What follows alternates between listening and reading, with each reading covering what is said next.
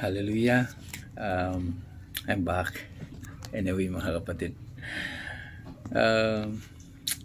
Sa last video,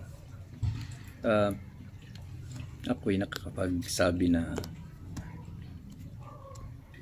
kung ipapahintulot ng Ama na madudugtungan, may part 2. Ito na yun. Dahil nga medyo sa oras ng tayo ay nagre-recording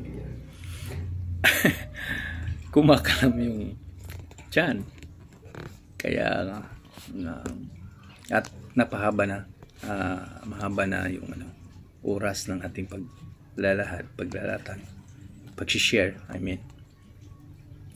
kaya gugustuhin ko mang ipagpatuloy, kaya pinutol ko dahil medyo hindi na masyadong appropriate kung itutuloy-tuloy natin dahil nga sa oras, sa time ninyo, sa time ng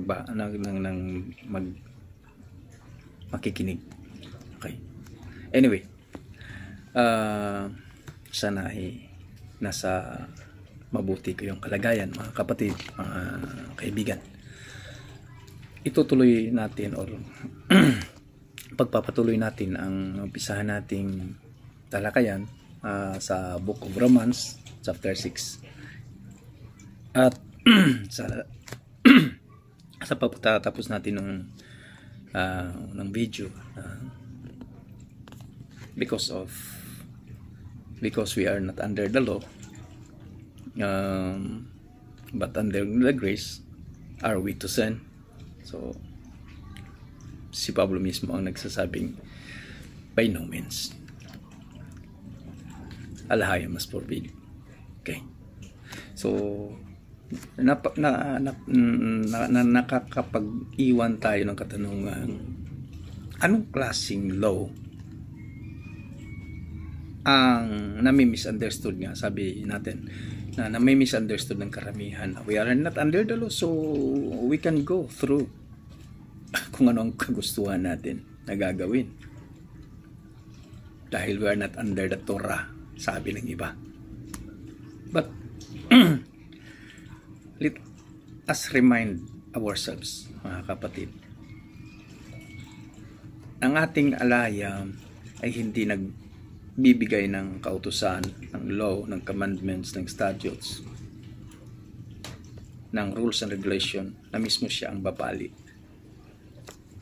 Maybe, sorry for the word, but maybe merong mga amendments na ginawa ang ating alaya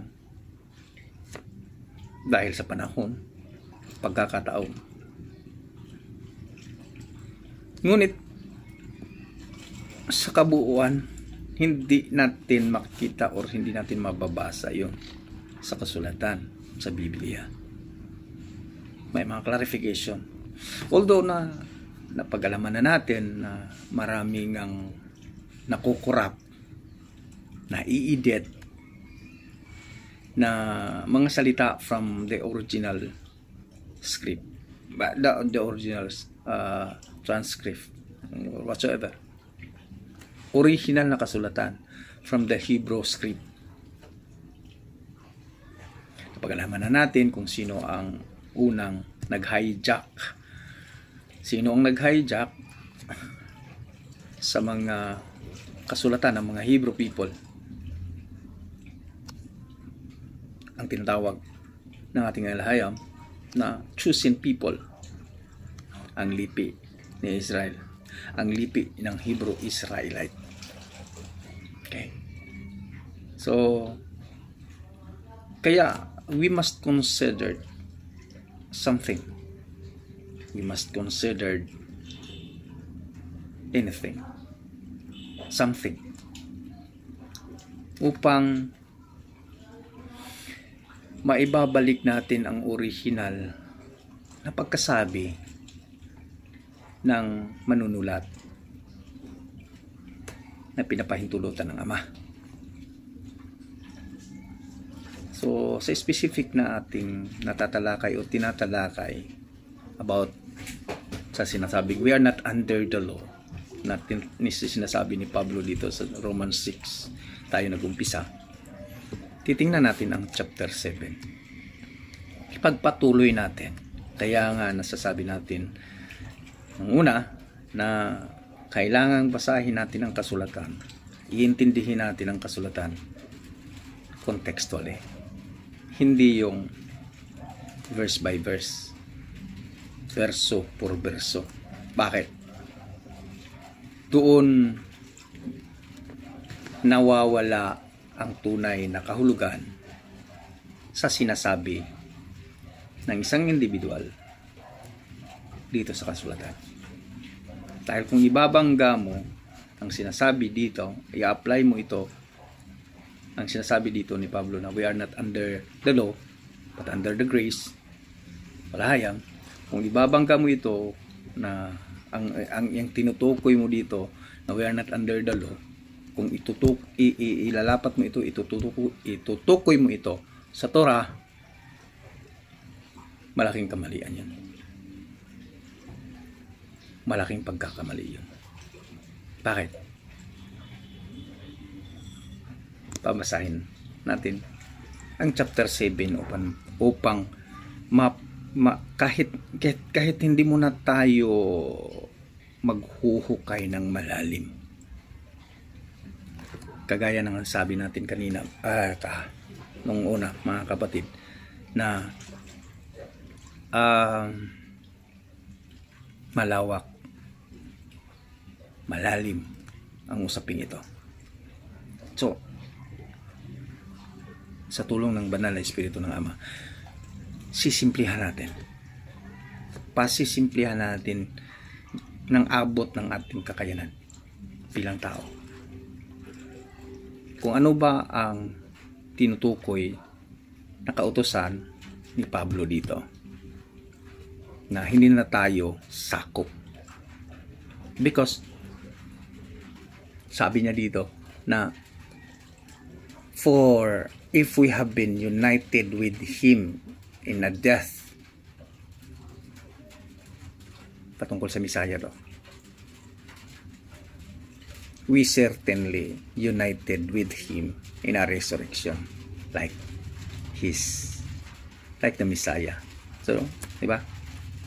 In Galatians chapter 2 verse 20, diniklara ni Pablo doon sa mga taga-Galatia, sabi niya, I have been crucified or I have been hung with the Messiah and I have no longer live this life, sabi ni Pablo, itong buhay ko ngayon na ikinabubuhay ko, buhay na ito ng Messiah, pinagkaloob sa akin dahil ako'y naniniwala sa anak ng alaya.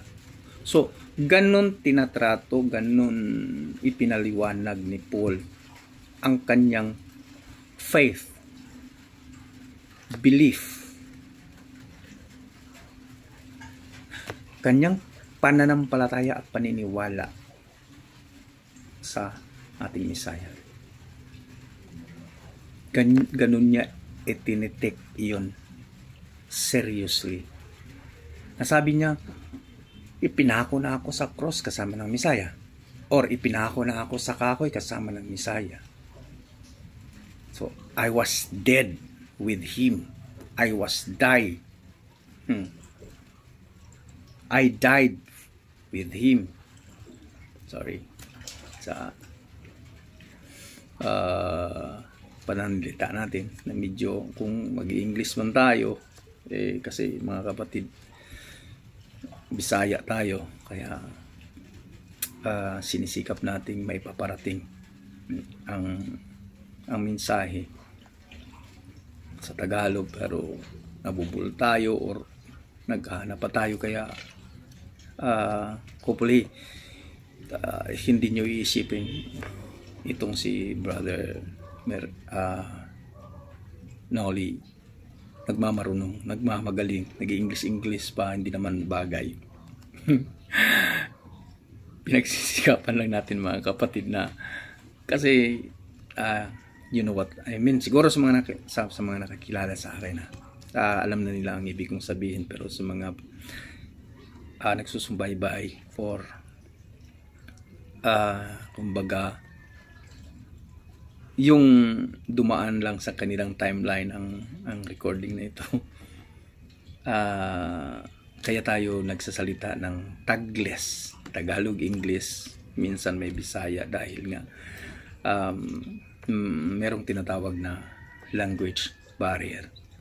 So pagpasensyahan nyo na mga kapatid, okay?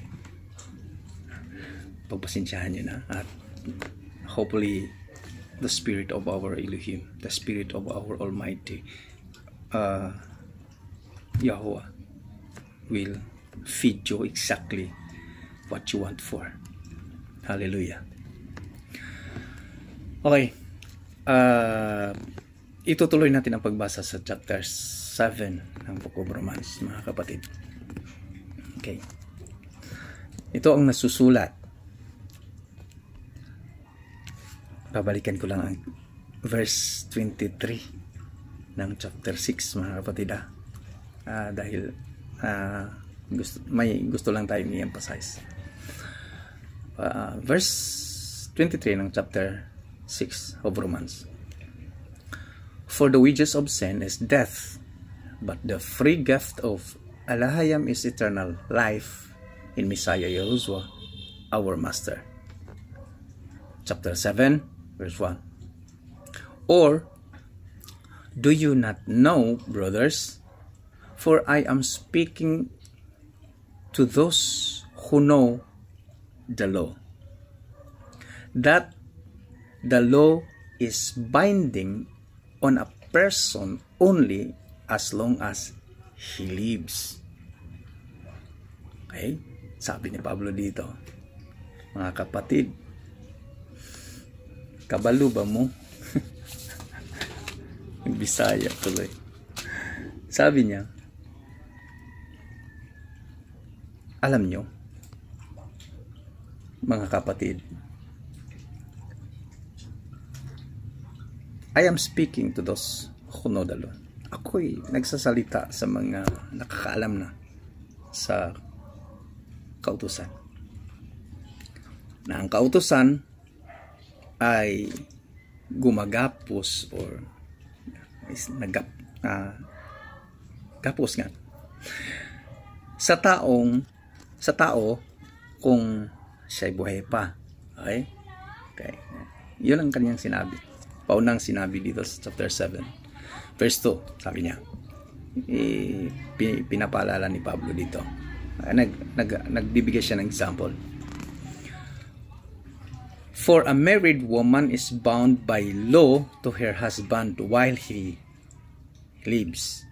But if her husband dies, she is released from the law of marriage. Okay, take note mga kapatid, nagiging specific na si Pablo dito. Okay, nagiging specific na siya sa about the law. Okay. Accordingly, she will be called an adulteress if she lives with another man while her husband is alive. But if her husband dies, she is free from that law. That law. Okay.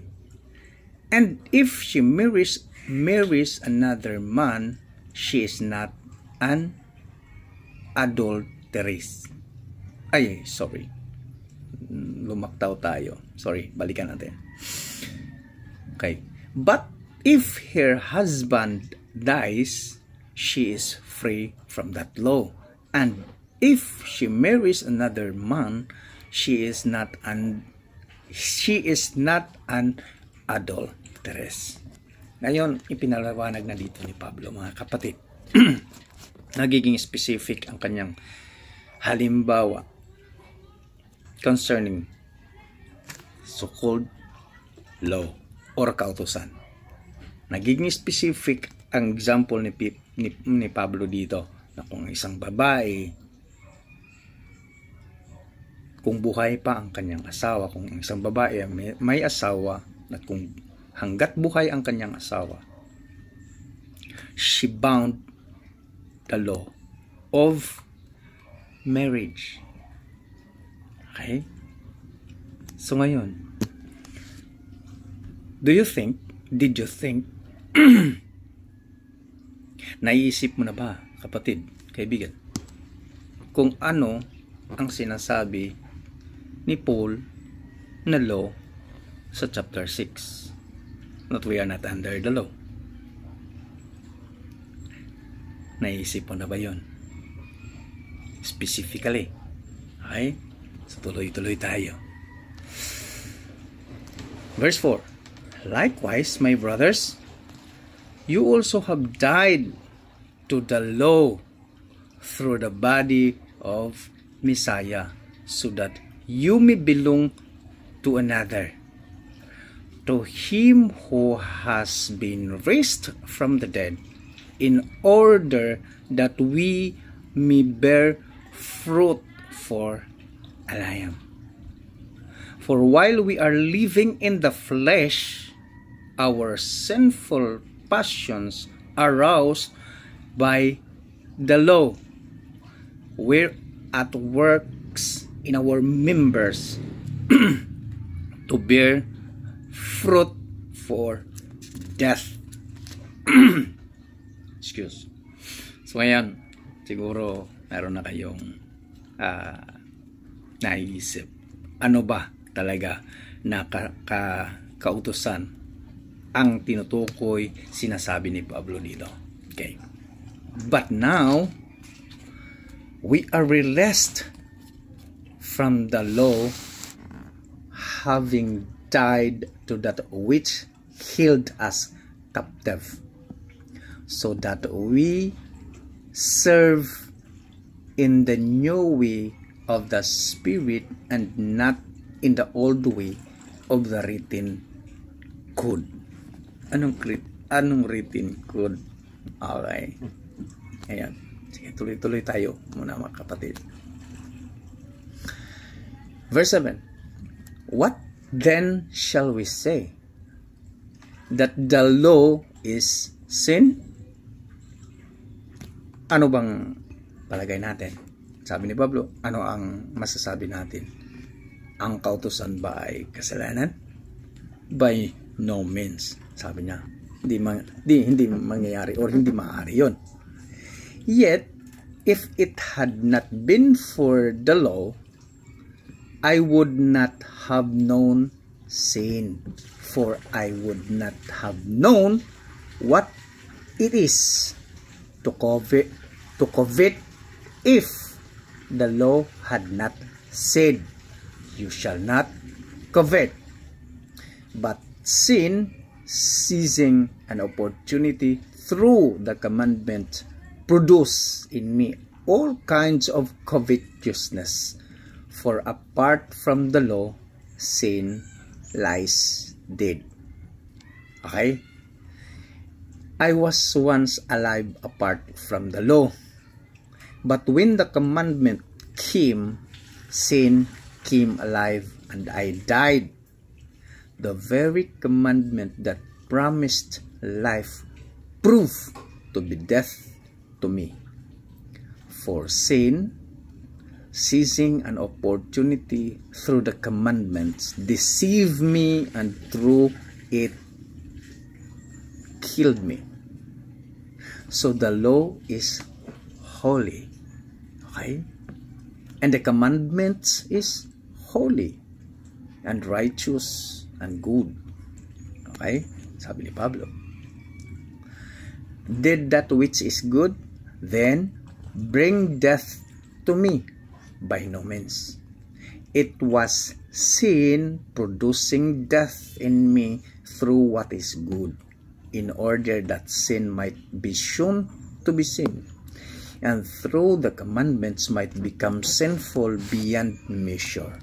For we know that the law is spiritual, but I am of the flesh, sold under sin. For I do not understand my own action, for I do not do what I want, but I do the very thing I hate. Now, if I do what I do not want, I agree with the law that it is good. So now, if it is no longer I who do that.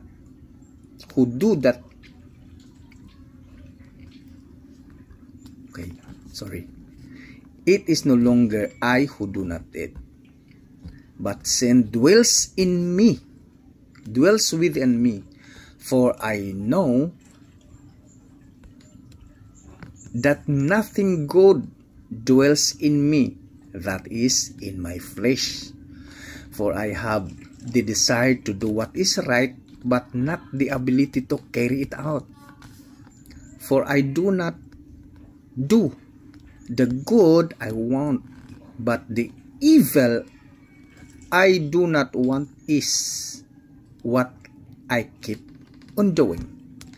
Now, if I do what I do not want, it is no longer I who do it, but sin that dwells in me. For I find it to be a law that when I want to do right, evil lies close at hand. For I delight in the law of Eliam in my inner being, but I see in my members another law waging war against the law of my mind and making me captive to the law of sin. Ayan na, mga kapatid, mga kaibigan, that dwells in my members. Wretched man that I am, who will deliver me from this body of death? Thanks be to Elohim through Yahushua, our Messiah and Master. So then, I myself serve the law of Elohim with my mind, but with my flesh, I serve the law of sin. Ngayon mga kapatid, ayan na. Nakikita na natin kung anong law ang tinutukoy ni Pablo, that we are not under the law by having faith the Messiah. Nakikita na natin kung anong kautusan ang sabi ni Pablo, na hindi na tayo sakop sa kautusan. Sakop na tayo. Or ang ating nakakamtang habag, we are not under the law, but we are under the grace. We are under grace. So dito na natin nakikita mga kapatid kung anong klaseng law na hindi na tayo sakop. The law of sin. Kaya pinapahayag, ini-elaborate dito ni Pablo, na sabi niya, ako'y noon, nung hindi pa ako naniniwala, hindi ko pa naibigay ang aking sarili sa ating Messiah, I am under the law of sin. Kagaya ng inihalimbawa niya doon sa asawang babae. Bound ang bawat isa, lalaki man o babae, bounded by the law of marriage kung ang isa sa kanila or ang silang dalawa ay buhay pa, o ang isa sa kanila ay buhay pa. But kung ang isa sa kanila ay mamatay, yung naiwang buhay are free from the law of marriage. Ito ang tinutukoy ni Pablo. We are not under the law of sin because we accept the Son of the living Alahayam in our lives. Ito ang totoong pagka-born again. Ito ang tinutukoy ng Messiah na kailangan nating mabuhay. Kailangan nating mabuhay sa spirit, sa tubig at espiritu. Ito ang mga tinutukoy niya dyan.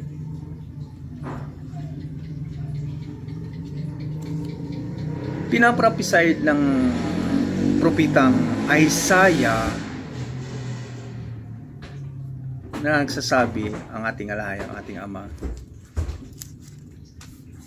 "Come to me, I will give you a free water." Hali kayo, bibigyan ko kayo ng libreng tubig. Anong ibig sabihin ng tubig na yun? Ang kanyang habag, ang kanyang pagmamahal, ang kaligtasan na ino-offer niya.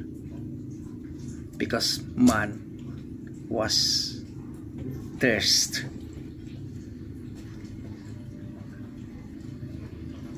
Thirst of the love from the Father, from the Creator. Dahil nakukurap ito ng adversary. Uhaw na uhaw ang tao sa kapayapaan. Uhaw na uhaw ang tao sa kagalakan. Uhaw na uhaw ang tao sa katiwasayan. Uhaw na uhaw ang tao sa kapahingahan. Kaya nga sabi ng Messiah, "Come to me, all you are burdened, and I will give you rest."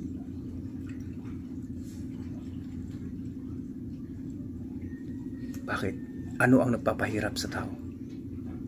Yung kasalanan. Sabi nga ni Paul dito sa chapter 7 na in-emphasize na niya na ano ang nagpapabigat? Ano ang nagpapabigat sa kanya? Ano ang nagiging pasanin ni Pablo? Sinabi niya, ang hindi ko gustong gawin, yun ang nagagawa ko. Imbis na ang gusto kong gagawin na ikakabuti, hindi ko magagawa. Bakit? Dahil ang kautusan ng kasalanan ang namumutawi sa aking kalamnan. So ang Torah ba? Ang kautusan ba? The whole Torah ba? Ang buong kautusan ba ng Ama ang sinisipa ni Pablo? Pinapaliwanag ni Pablo na we are not under the law, kaya pupwede na natin kainin ang hindi dapat kainin, pupwede natin gawin ang hindi natin dapat gawin because of the doctrine of man, because of the libadura ng tao na ibinigay, na sinasabi, once you accepted the Messiah as your Lord and Savior, sorry for the word, Lord, if you accepted the Messiah as your Adonai and Savior, you will be saved. Once you are saved, you are saved. Okay naman yun eh. Ako'y a-agree din sa ganun. Kung sinusunod mo ang mga tuntunin, kung ang sinusunod natin as a saved people ay ang instruction ng ating alaya. Hindi kapatid, kasi ganito, ginawa na ng Messiah ang lahat.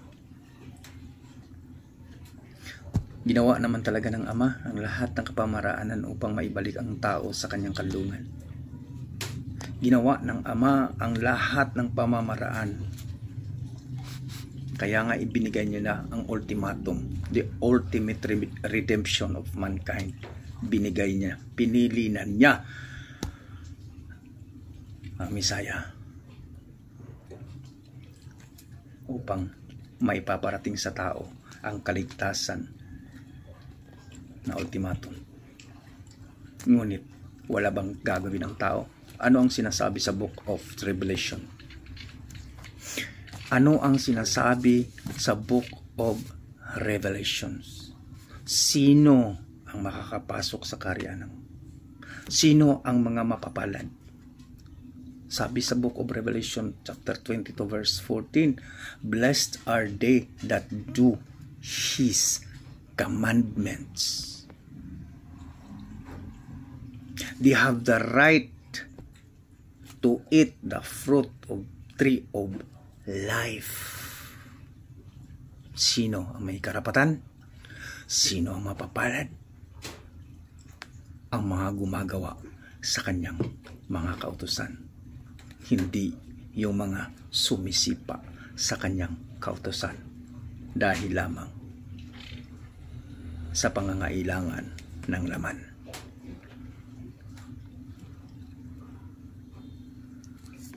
So, siguro naman mga kapatid, kahit papano, na ipaparating natin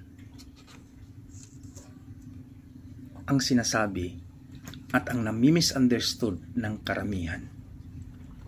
Lalong-lalo na sa buong circle ng Christianity. Ang sinasabi ni Pablo na we are not under the law. Kaya kailangan na natin kumain ng gusto nating kainin kahit ipinagbabawal ng alayam. Dahil wala na. I challenge you, brother. I challenge you, friend. Basahin mo ang buong Biblia. Kung may specific na sinasabi, kahit, okay, dito man lang sa New Testament. Kung may specific na sinasabi ang Messiah, ang mga disipulo,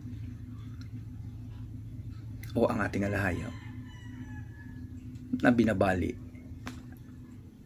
mismo ng Messiah ang Torah. Mismo ng Messiah na kumain na ng ipinagbabawal na pagkain ng ating Ama. O gumagawa na ang Messiah ng hindi kalooban ng Ama. Kasi kaya ang encouragement natin mga kapatid, mga kaibigan, magbasa tayo sa kasulatan. Kung hindi natin hindi malinaw para sa atin ang mga tawag dito, mga inilalahad ng mga individual, kagaya natin, kagaya ko na naglalahad dito. Kung hindi ka kontento, kung hindi malinaw para sa iyo, pwede mong basahin ang kasulatan. At you must read the scripture by yourself. Not by me. Hindi sa mga sinasabi ko, sa mga tinuturo natin dito, or sinasabi natin dito, hindi yung pagtuturo. Ang mga sinasabi natin dito, kundi basahin mo ang kasulatan by yourself. Intindihin mo sa pamamagitan ng paghingi ng kaalaman, ng wisdom galing sa ating may likha. Hallelujah. Kaya ini-encourage ko kayong lahat, mga kapatid, mga kaibigan. Ang sagot sa mga katanungan natin ay nandiyan dyan. Nasa sa atin na lang ang pagtanggap. Nasa sa atin na lang kung paano natin ito iintindihin. Kagaya ko, marami ding katanungan noon. Kagaya ng ibang mga kapatiran, maraming mga katanungan noon kung bakit nangyayari. Diba? May mga nag-aaway-aaway nga, may mga patuloy na nagdidebate hanggang ngayon dahil sila lang ang tama, sila ang chosen people of GOD. They are claimed that they are chosen people. Okay. Good for them. But kung ang kasulatan, ang ating pasasagutin dyan, Ang declaration na chosen people so far, ang dinideklara lang ng ating Ama na kanyang mga lipi or His chosen people ay ang Hebrew Israelites. Ngayon, mga kapatid, dahil may disturbance na sa ating kapitbahay, nagpapatugtog na,